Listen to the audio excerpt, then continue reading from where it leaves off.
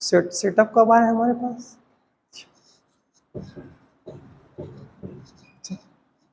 अब अगला स्टेप लिखिएगा, समूह के द्वारा ऋण आवंटन की प्रक्रिया।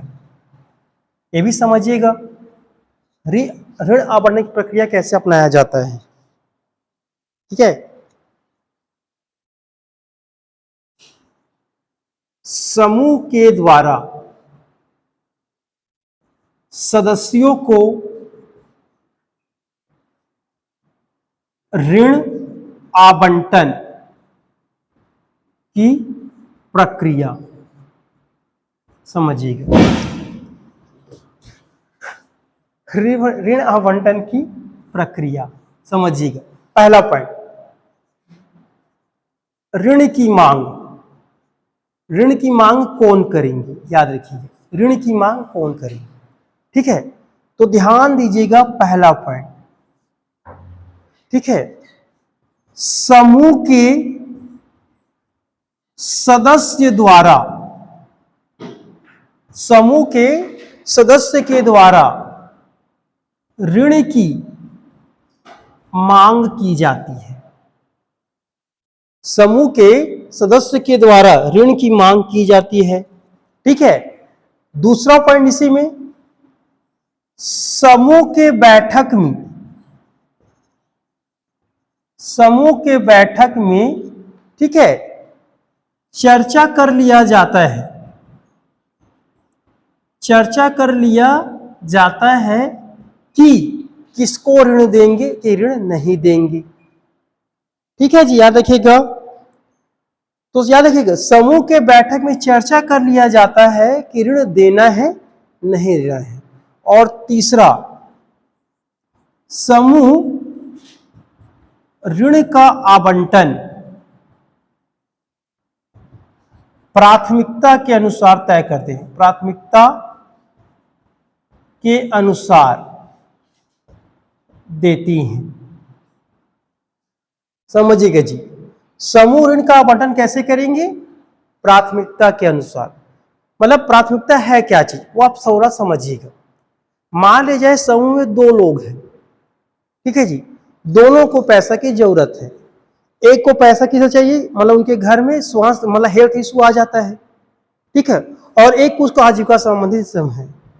तो यहां पर दोनों को ऋण चाहिए, तो समूह देखे किसको ज्यादा पैसे की जरूरत है। यहां पर हेल्थ वाले को ज्यादा जरूरत है, तो सबसे पहले प्राथमिकता किसको होगी, हेल्थ वाले को देने के पश्चात। ठीक है, यदि हेल्थ वाले के पास कुछ देने के कुछ पैसा बच जाता है, तो आजीविका संबंधित या खाद्य संबंधित तब उसको अगले व्यक्ति को ऋण दिया जाएगा। ठीक है, तो प्राथमिकता कौन तय करेगा जी, समूह करेगा। समझ आ गया, क्योंकि पहले से तय रहता है, दो लोगों को बताना पड़ता है, क्योंकि पहले से क्या होगा जी, समूह के बैठक में चर्चा कर लिया जाता है ऋण किस लिए चाहिए, जुआ खेलना है, सट्टा लगाना है, ठीक है, या क्या बोलेंगे जी, नया घर बनाना हो, या कृषि करना हो, या बीमारी की इलाज करना, पहले से तय रहता है। तो जिसमें देखिए किसको ज्यादा जरूरत है, हो सकता है कोई नॉर्मल बीमार वाला हो, क्यों कोई कैंसर हो गया तब कैंसर पहले देंगे, मतलब जिसको ज्यादा जरूरत हो उनको पहले दिया जाता है। ठीक है जी, दूसरा स्टेप, ठीक है, अब ये तो ऋण की मांग हो गया, तो मांग हमेशा कौन करते हैं, समूह के सदस्य के द्वारा ही किया जाता है। अब समझिएगा आंतरिक ऋण का प्रावधान, आंतरिक ऋण का प्रावधान मतलब कितना ऋण दिया जा सकता है, इसे क्या कहते हैं, आंतरिक ऋण का प्रावधान। ठीक है, याद रखिएगा, मतलब एक समूह कितना लोन दे सकता है, कि पूरा का पूरा दे देगा, क्या देगा वो तय करता है। तो समझिएगा, समूह अपनी 3 से लेकर 4 माह की बचत राशि का, बचत राशि का क्या बोल रहा है जी, समूह अपनी 3 से 4 माह की बचत राशि का 70% हिस्सा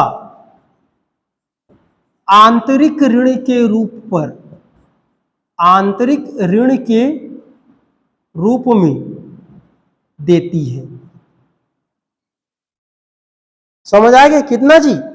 एक समूह 3-4 महीने में कितना बचत कर लिया हो, मान लिया जाए एक समूह 3-4 महीने 20,000 का बचत कर लिया जैसे भी कर, किसी सदस्य को जरूरत है तो 20,000 मान देखिएगा हमारा 20,000 क्या आ गया है, 20,000 रुपया बचत हो गया है।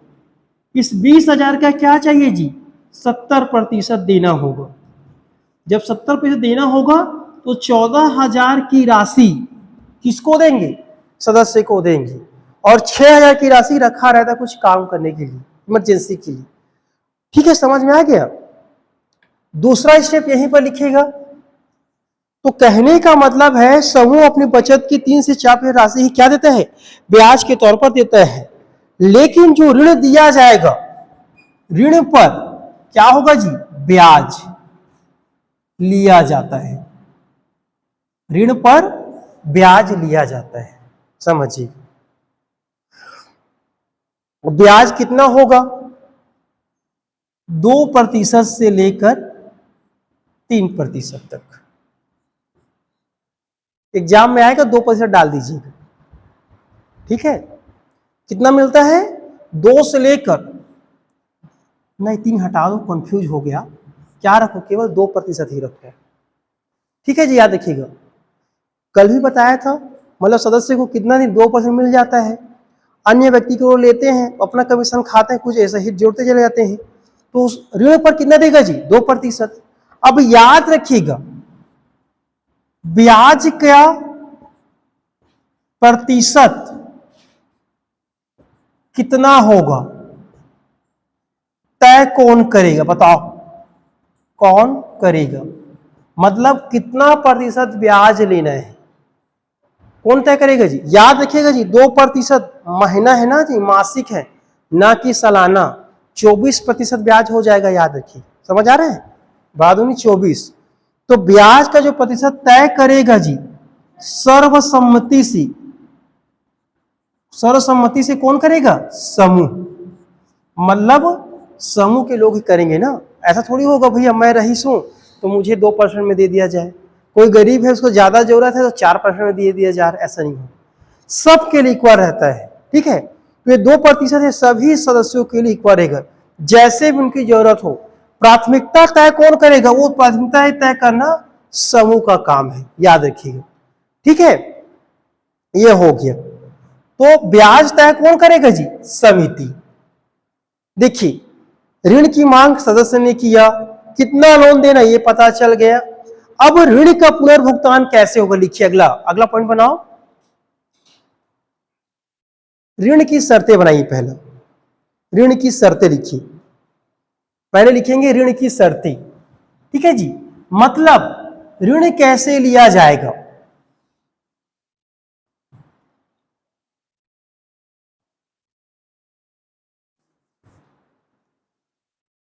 ऋण की शर्तें ये भी जान लीजिएगा।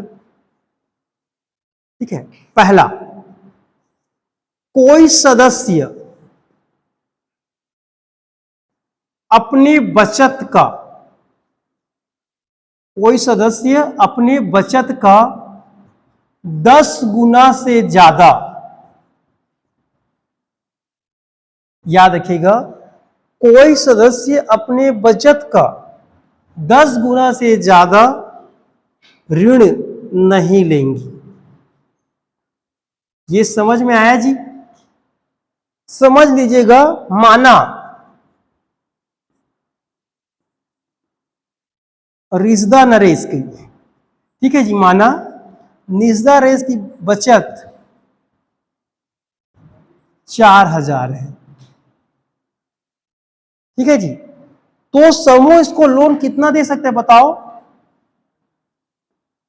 40,000 रुपए तक दे सकता है। समझ में आ गया, क्या बोल रहे हो, 10 गुना से ज्यादा नहीं देंगे, याद रखिए। जब समझिए कोई भी रिजन रेस है, उनकी बचत कितना जी, 4,000 है।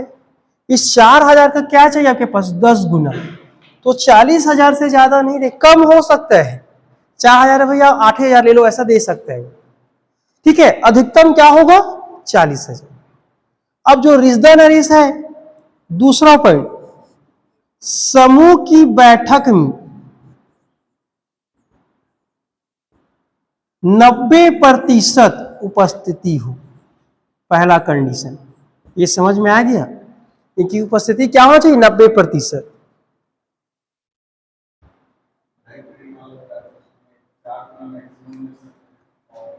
वो समूह लेगा, समूह की बात है, ये व्यक्ति की बात चल रही है।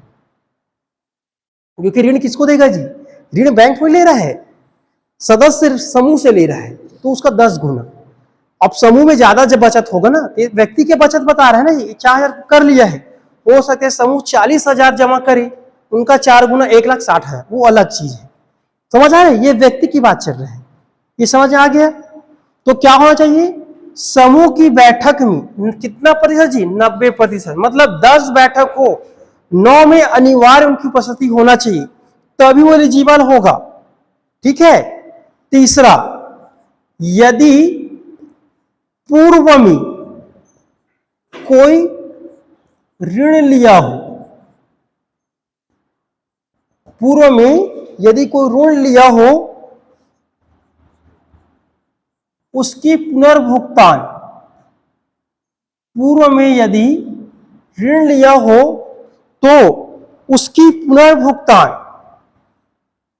90% हो। समझ आ गया? क्या होना चाहिए जी? 90%।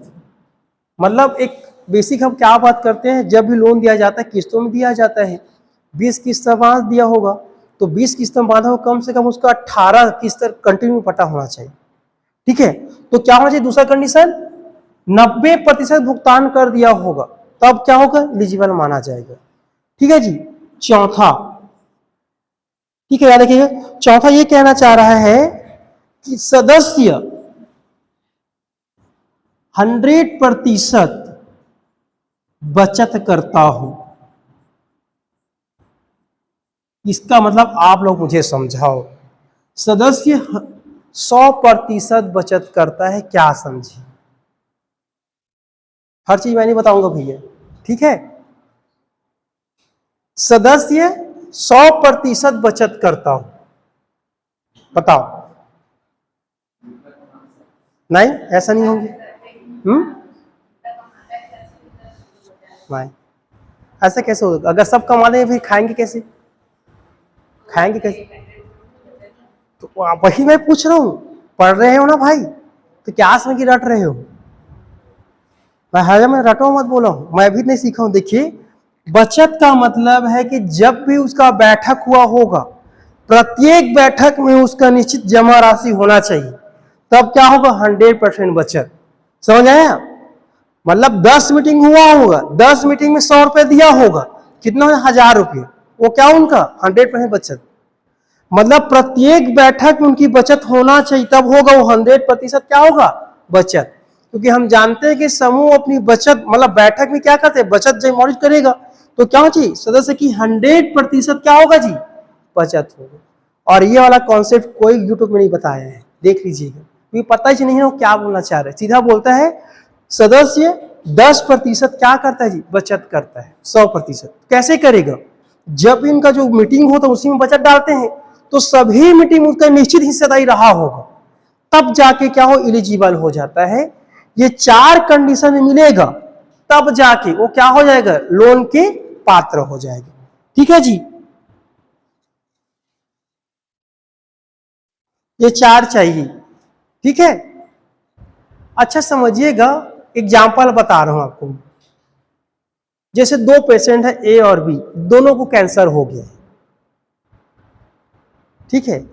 अब दोनों को ऋण चाहिए, तो बताओ, और समूह किसी एक को बस क्या दे सकता है, तब क्या होगा? हाँ? हाँ? नहीं नहीं, एक ही को दे सकता है।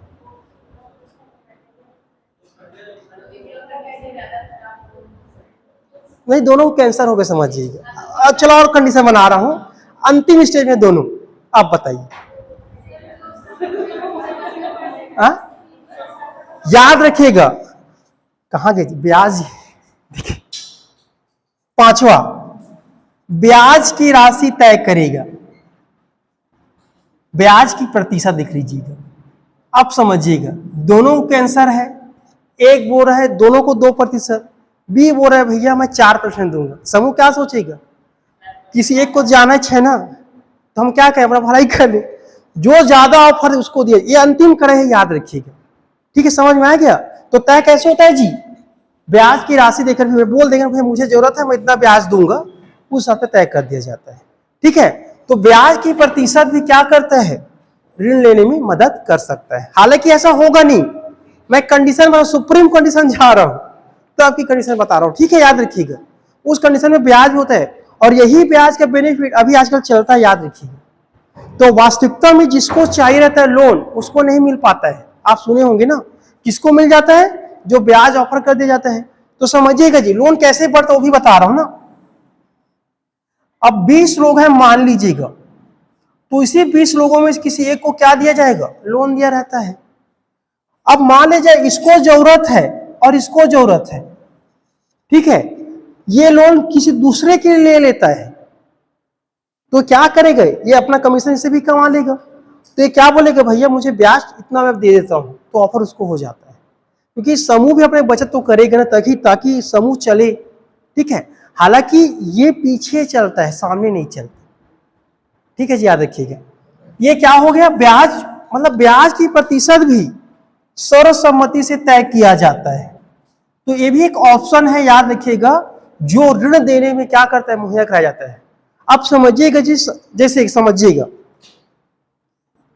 अब ध्यान दीजिएगा, समूह लोन लेता है सालाना 12%।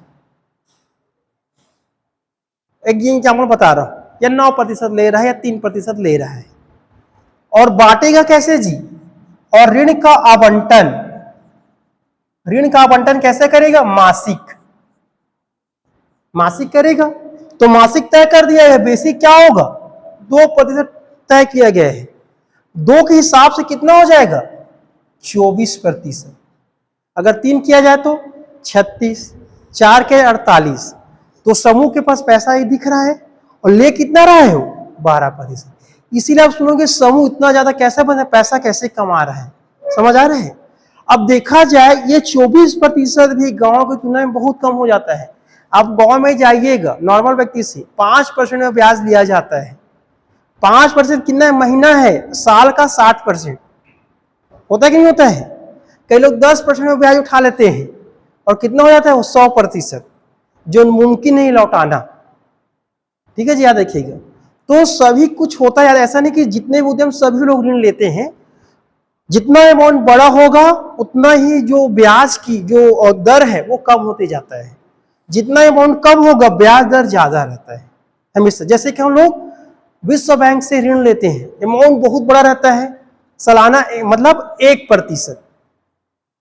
इमरजेंसी में लीजिए फंड किसी लेते हैं, IMF से लेते हैं, अंतरराष्ट्रीय मुद्रा कोष से। अमाउंट कम रहता है, ब्याज रहता है 5 से 7%। समझ आ रहे हैं। मतलब विश्व बैंक विकास के लिए देता है, और IMF संचालित करने के लिए, दोनों में अंतर। उसी प्रकार ये भी काम करता है। ठीक है, तो बेसिक क्या देता है, लोग 2% हिसाब से दिया जाता है। अगला पॉइंट बनाइए, ऋण का पुनर्भुगतान कैसे किया जाता है। ऋण का पुनर्भुगतान कितने महीनों में किया जाएगा वो सब देखते हैं ना।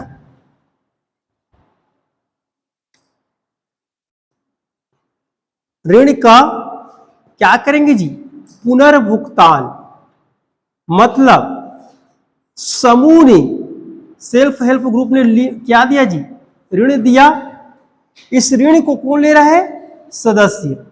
अब सदस्य कैसे वापस करेगा, तो ठीक है, तो वापस करेगा सबसे पहले से देना होगा ब्याज, वो जो तय मानक के हिसाब से, तय मानक के हिसाब से। अब मोस्ट एमपी है, कितने महीने में करेगा।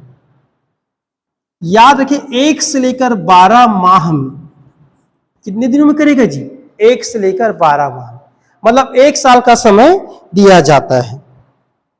ठीक है, याद रखिएगा। अब समझिएगा, यदि प्रति माह किस्त नहीं दिया, नहीं देने पर समूह द्वारा दंड दिया जाता है। समूह द्वारा क्या दिया जाएगा? दंड दिया जाएगा। क्या बोल रहे हैं? यदि प्रति माह किस्त यदि हम ईएमआई नहीं भरते हैं तो बैंक हमें चार्ज लेता है, उसी प्रकार समूह द्वारा क्या दिया जाता है? दंड दिया जाता है। और यह राशि 10 रुपए तक हो सकता है दंड, या और ज्यादा भी हो सकता है। ठीक है जी, कितना हो सकता है? 10 रुपए तक क्या दिया जाता है? दंड दिया जाता है, मतलब एक्स्ट्रा शुल्क लिया जाता है। ठीक है जी, याद रखिएगा।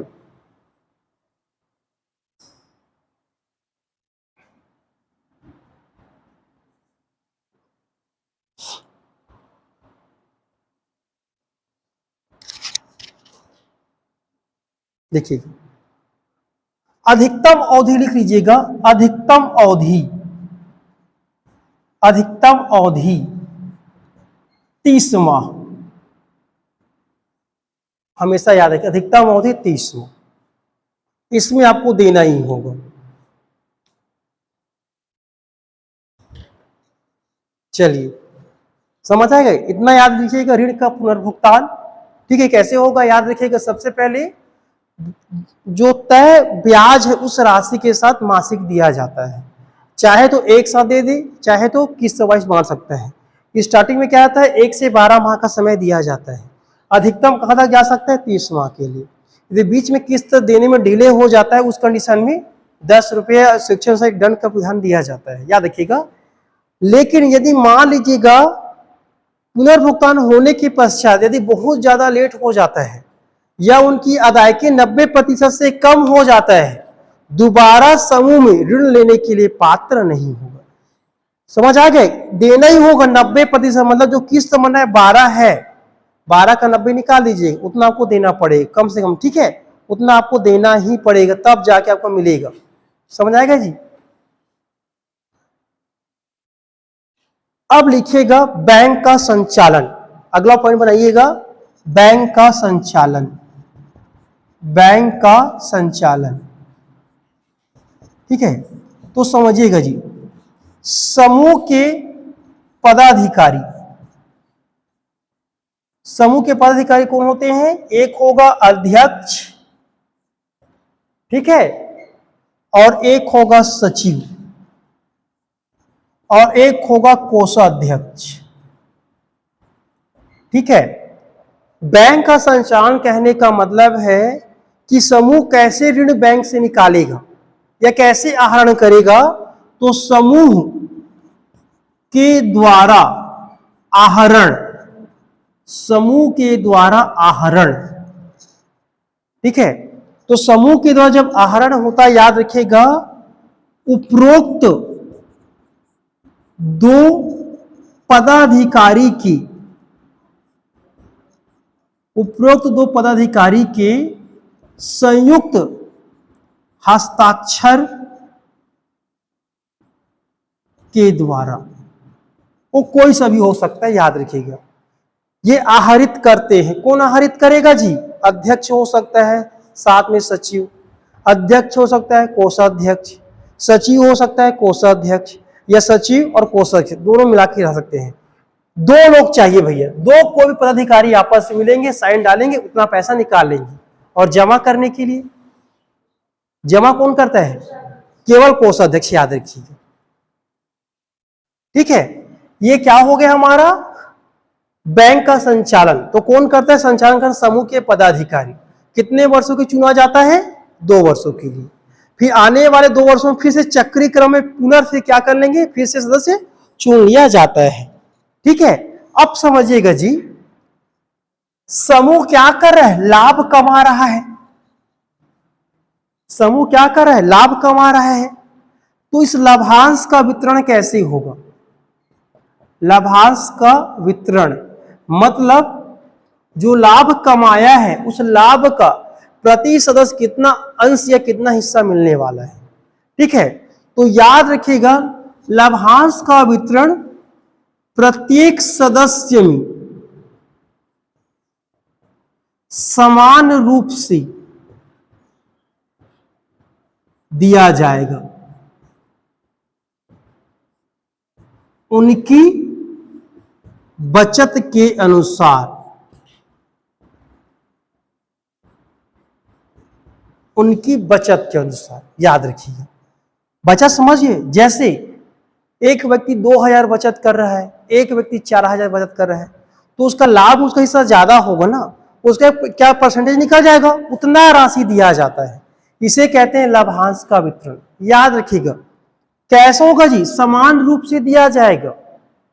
जैसे कि 2% सबको देना है, मैंने 4000 जमा किया हूं तो लाभांश 400 मिलेगा मिलेगा।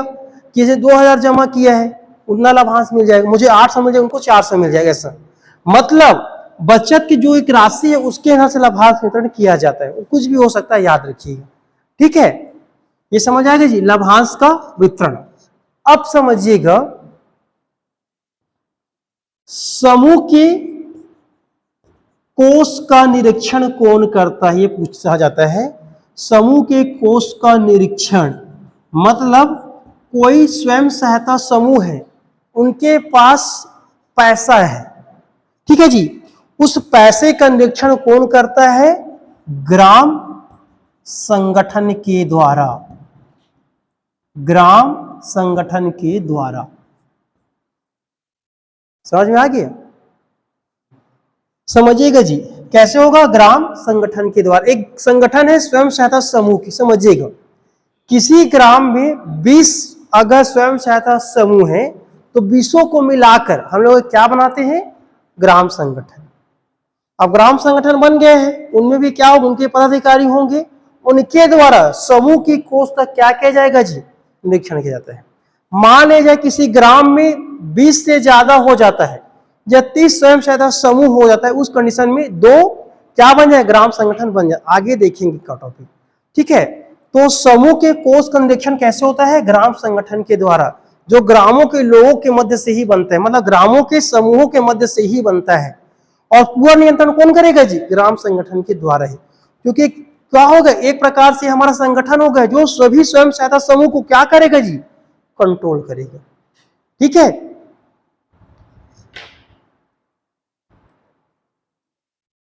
और आगे पढ़ो कि बंद करूं? चलिए ठीक है, कल ये टॉपिक कंप्लीट करूंगा। कल क्या बच गया, बैंक लीकेज देखेंगे, चक्रीय निधि देखेंगे। कल का टॉपिक हो जाएगा आपके पास सामुदायिक कोष निधि हो जाएगा। फिर 4 स्तर पर संगठन गठित किया जाता है। कौन कौन सा गठन किया जाता है, जिला स्तर पर होगा, गांव स्तर पर होगा, ब्लॉक में होगा, राज्य, इनको बारे में पढ़ना है, कैसे काम होता है वो देखते हैं। एक टॉपिक और बस बता देता हूं, थोड़ा सा एक टॉपिक बस मात्र, पुस्तक संचालिका कौन होती है।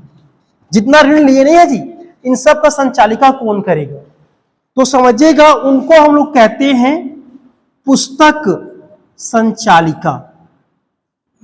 पुस्तक संचालिका, जिसे इंग्लिश में कहते हैं बुक कीपर। बुक कीपर, याद रखिए क्या कहते हैं, बुक कीपर। ये पुस्तक संचालिका जो होगी, याद रखिएगा, समूह की ही पढ़ी लिखी सदस्य होगी।